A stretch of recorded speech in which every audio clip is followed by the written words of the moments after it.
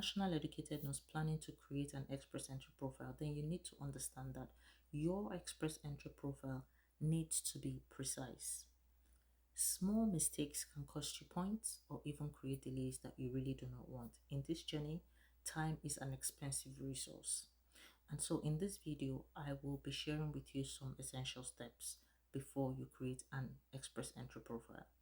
In no particular order, I will be starting with the CRS, which is a comprehensive ranking system.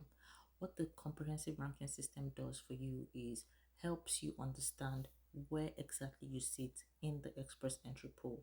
Certain factors are considered when calculating a comprehensive ranking system or a CRS score.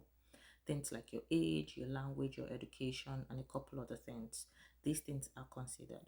If you want to have a fair idea of what your score will look like, meaning you want to simulate a score, head over to canada.ca and use the CRS calculator. This gives you an authentic idea of how much you rank in the express entry. It tells you if you need to sit pretty and wait for draws to happen, or if you need to put in more effort and do extra things like maybe take a French test or express interest to other provinces. The other thing that I want to talk about is your eligibility. Understand that the Express Entry has three programs: the Federal Skilled Worker, the Canadian Express Entry Experience Class, and the Federal Skilled Trade. You need to understand where exactly you fall before you start applying.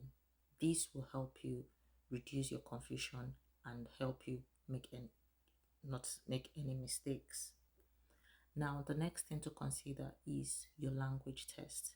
Your language test is essential. Remember that the express entry is a point-based system. And so you want to make sure that you're maxing out your points, whether you choose to write the CELPIP General or the IELTS General, the TEF or the TCF, that's the French. Or if you want to write the English and the French, you will still get the points that you deserve if you decide to write the two languages. Okay, that is for your language test. Next thing is the ECA, that is the Educational Credential Assessment.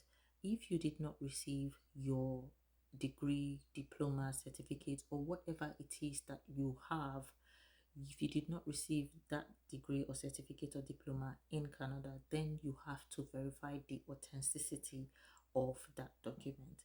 And for you to do that, you have to use a verified or approved body. For people who have a degree, master's, or a PhD, they tend to use WES, which is the Worldwide Education Services. And for people or nurses who have a diploma, then they tend to use other verification bodies like ICAS or ICARS. They sound similar, and so the names are here for you to see the differences. You can explore which one works for you. Now, the next thing that we want to talk about is the NOC. That is the National Occupational Classification. That is the code that Canada uses to standardize the different jobs and skills in the express entry category. And so you would have to put in, for instance, if you wanted to search in your search engine, NOC for a carpenter, NOC for a nurse, NOC for whatever occupation or skill it is that you possess. Now, it is usually like a 5-digit code and a tier of between 0 to 5. So these things are the things that help you understand what you are doing in the express entry pool. And when people ask you questions, when you're having conversations, then you are not looking lost or sounding lost. One tip that I like to give people is ensure that you have done your ECA, that is, you have evaluated your highest degree or your diploma or your certificate. Ensure that you have evaluated that before you write the test exam. The reason is that the ECA, for instance, if you choose to do WES, if getting a WES report lasts 5 years, that is, the report that you have obtained is valid for 5 years, whereas the report for your language test, like the English, the IELTS, is valid for 2 years. So it would be pointless for you to go and write the language test exam before obtaining the report for your diploma or your degree or whatever it is, basically your WES.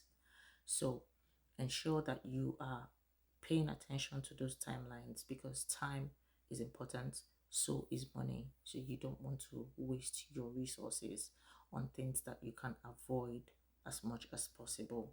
You will eventually write the language test exam, but do not write it before your ECA if you feel like you might not get it on time because you do not have control over your ECA. Things might come up. You might have issues with your school trying to get back to you on your report. You cannot control that. Whereas your language test, you can control it in terms of you're able to study within a certain time frame and then write the exam. So I hope that this has helped you and this has helped create the foundation for the next topic that we're going to create.